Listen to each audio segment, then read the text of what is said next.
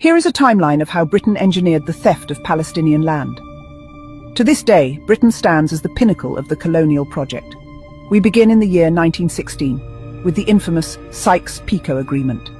This was a secret deal between Britain and France to carve up lands controlled by the Ottoman Empire, all while deceiving the Arabs into revolting for independence.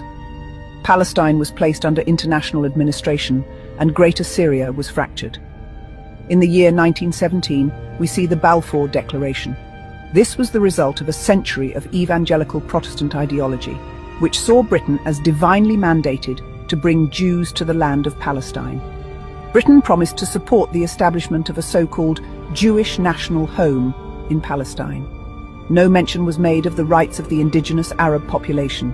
From 1921 to 1922, Britain was granted the mandate over Palestine. New borders were drawn, separating Palestine from Syria and Lebanon, severing historical land ties. Throughout the 1920s and 30s, forced sales began. British regulations barred non-residents from owning land in Mandate Palestine. Many Arab landowners living outside the land were prevented from managing their properties and were forced to sell at low prices due to legal and logistical barriers. Zionist agencies, backed by European capital and British legal cover, stepped in as exclusive buyers. Between 1936 and 1939, Britain introduced the Land Transfer Ordinance.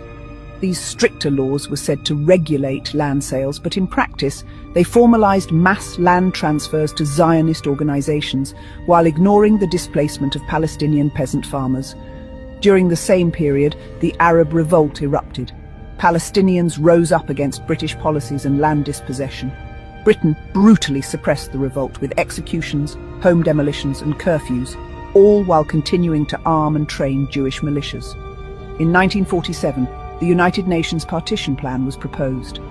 The vast lands acquired under British facilitation now formed the backbone of the proposed Jewish state.